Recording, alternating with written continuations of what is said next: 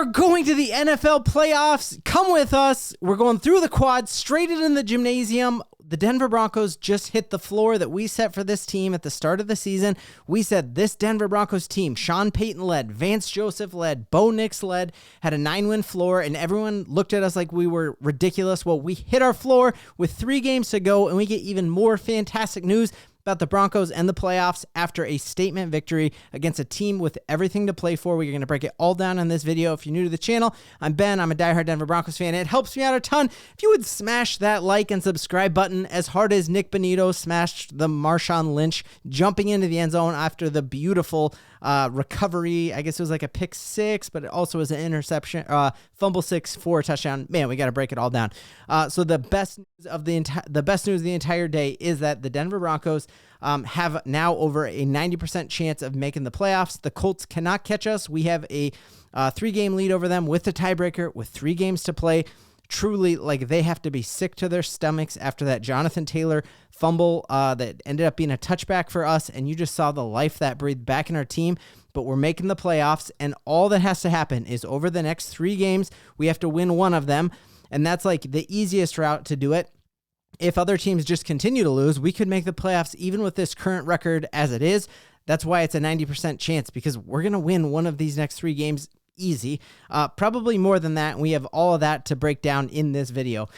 The thing that makes this just like the most exciting is that like this is why it's going to be an amazing 5 to 10 year run here for the Denver Broncos as long as we have Sean Payton, because this Denver Broncos team is making the playoffs with more dead cap hit in one player than any other team has ever had to face in the history of the NFL.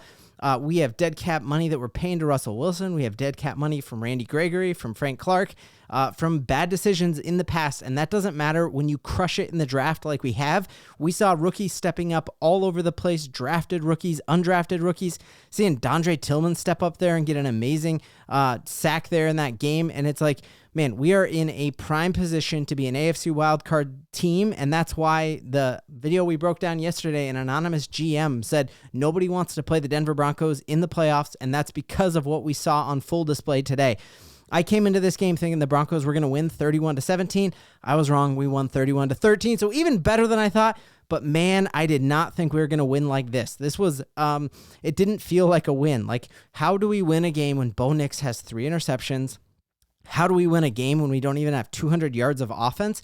And we have just seen so many times that we have like shaken the curse of the Denver Broncos. Like, there were all over my timeline when the Broncos were down, especially when it looked like we were down 20-7, people saying like, this is the same Broncos team who broke my heart. And it's like, no, they're not, dude. This is the 3rd game in a row where you've heard somebody on the Broncos say this is a game we would have lost last year. So we need to shake that off our backs. And like, I was texting people even when I thought it was 20-7, and maybe they can hit me up in the comments if they were there. I was texting Deer Hunter on there. Hey, Bo Leave, dude, like, this team has shown us that they are gritty. They are young and hungry. We even heard the sideline reporter talk about how Sean Payton had said how much he liked the team going into the year and how much more he loves them now, because this team has so much grit and 0 quit in them. And it starts quarterback on down. Like we saw, yes, Bo Nix had 3 interceptions, but he also had 3 gorgeous tutties.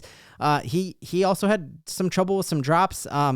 We couldn't get the run game going. That is something that I'm very concerned about, and we're going to break that down as well. But this Indianapolis Colts team really struggles against the run. So I thought we'd at least have 100 yards rushing, and we didn't. And that's going to be a massive problem if we don't figure that out.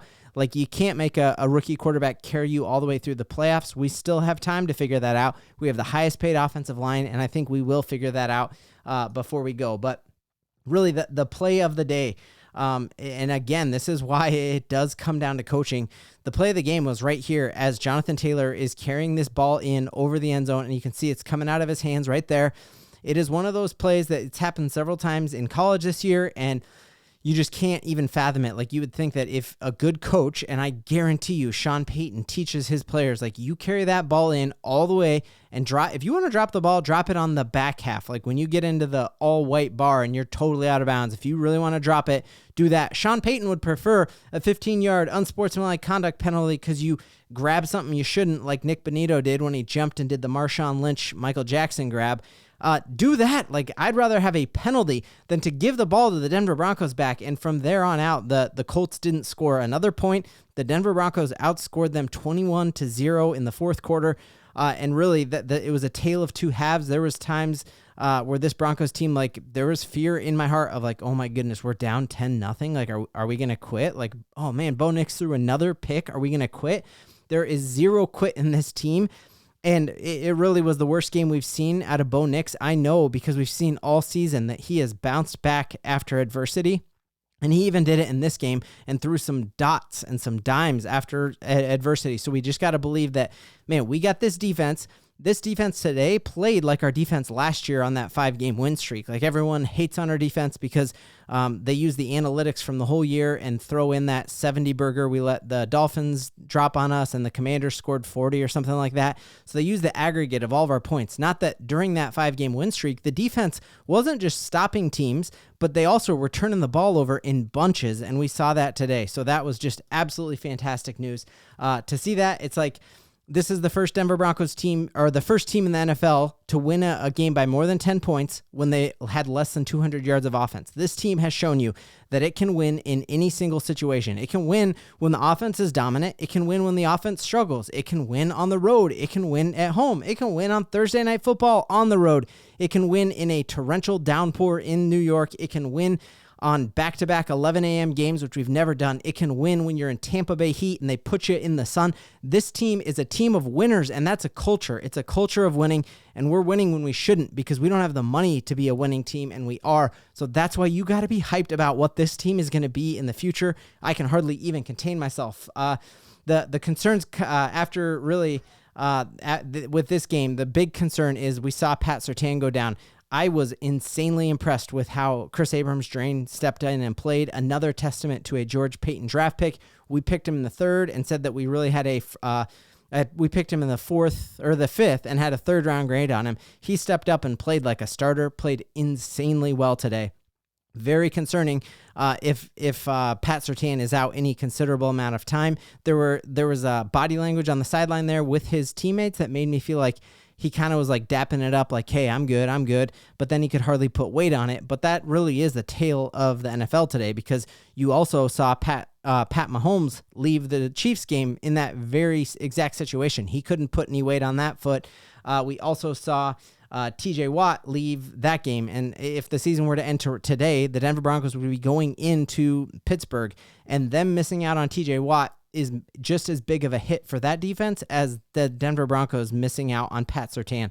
So I'm still holding out hope. I'm beyond hopeful that we're going to have Riley Moss for the playoffs. Like, I'm hoping that we have Riley Moss for Thursday night. And speaking of Thursday night, we've got this massive game coming up with the Chargers. And everyone was drinking all of that Chargers Bolt-flavored Kool-Aid, which is disgusting. You better spit it out of your mouth, because the Chargers are not for real, you guys. At home, the Chargers let the team that we just mollywopped a few weeks ago, I guess it was like a few months ago, we went in and shocked the world with Tampa Bay. And Tampa Bay, when we beat them, was infinitely more healthy than Tampa Bay was today. And Tampa Bay dropped 40 points on this amazing defense. Like, people are saying that the Chargers defense is better than ours. That is bogus. They are not. Look at what they just let the Tampa Bay Buccaneers do.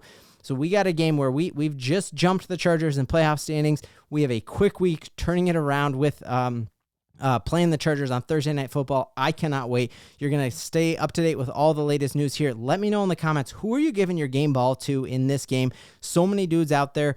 For me, my most underrated Denver Bronco, and I've said it in replied to several comments, one of my favorite Broncos is PJ Locke. And the story last year when he wasn't even cleared to take off in an airplane and yet drove all the way out in the back of an RV to play in that game against the Lions. So like, the doctors are like, you're not healthy enough to play or to fly in an airplane, but you can be in multiple head-on collisions on a football field, and he did it. And that shows what type of dude he was. And his forced fumble in this game, I think, changed all of the momentum. Just could not be more pumped about this. We got an awesome short week of content coming, and Denver Broncos country. We've got a ton to believe in. We're going to the playoffs.